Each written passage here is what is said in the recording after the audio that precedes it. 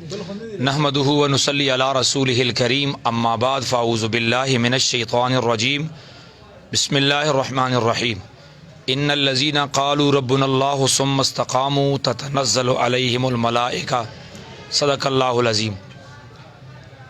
मैं सबसे पहले आज की इस प्रेस कॉन्फ्रेंस की गर्ज़ व गायत आपके सामने रखना चाहता हूँ।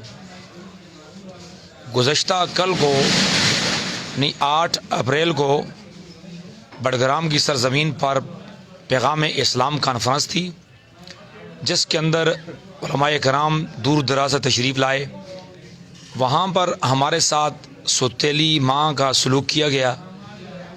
प्रोग्राम इस्लाम के नाम पे था, कोई सियासी प्रोग्राम नहीं था, लेकिन वहाँ के सियासी लोगों ने मुदाखलत करके हमारे इस मजहबी प्रोग्राम को सियासी रंग देने की कोशिश की। और फिर उसके बाद हमारे साथ ये जुल्म हुआ कि हमारी क़यादत पर बिला जवाज़ FIR काटी गईं, जबकि बड़ग्राम की सरज़मीन पर एक चींटी का भी नुकसान नहीं हुआ। इसके बावजूद हमारे पुरअमन प्रोग्राम को ख़राब करने की इंतहाई कोशिश की गई।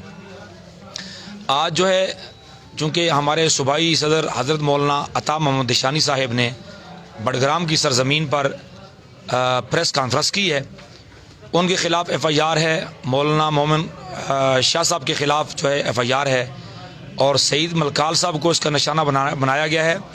और हमारे ज़िला मानसरा के सदर हज़रत मौलाना रबनवाज ताहिर साहब को, जो हमारे सूबाई जनरल सेक्रेटरी भी हैं, उनको भी इस FIR का निशाना बनाया गया है। तो सबसे पहली बात तो यह है कि हमारे पुरअमन प्रोग्राम को ख़राब करने की कोशिश की गई, और फिर उसके बावजूद जो है ना, आज इस चीज़ को ख़त्म हो जाना चाहिए था, लेकिन उस चीज़ को मज़ीद हवा देने की कोशिश की जा रही है।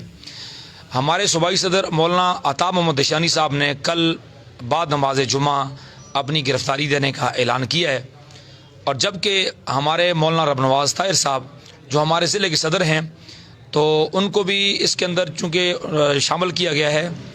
तो अगर ये FIR वापस न हुई और अगर ये मुकदमा ख़त्म न हुआ, चूँकि हम एक जमात हैं, एक जान हैं, तो हफ्ते वाले दिन बाद नमाज ज़ोहर हम सारे हजरात बटल में जमा होंगे।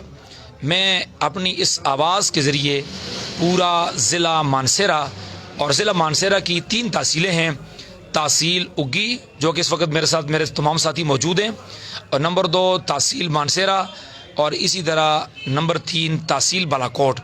मैं वहाँ के तमाम अहले सुन्नत साथियों से ये गुजारिश करता हूँ, ये किसी एक जमात या एक मसलक की बात नहीं है, चूँकि ये पैगाम इस्लाम था और इसके अंदर हम सारे के सारे लोग शामिल हैं। तमाम अहले सुन्नत से मेरी मुअद्दबाना ये गुजारिश है कि आज अगर हमारा नंबर है तो कल आपका नंबर भी लग सकता है, तो सारे के सारे साथी जमा हो जाएं। हम गिरफ्तारी या पाबंदी इन चीज़ों से हम बिल्कुल खौफ नहीं रखते हैं, और ये हमारे रास्ते के अंदर ये दीवार पैदा नहीं कर सकते हैं, कोई रुकावट पैदा नहीं कर सकते हैं।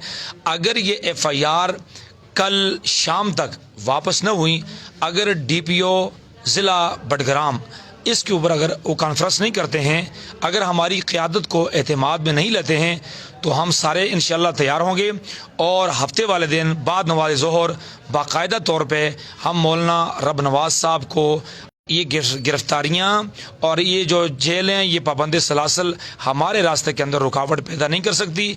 हम सहाबा इकराम की इज़्ज़त व नामूस के लिए मैदान में थे, हैं और इंशाअल्लाह रहेंगे।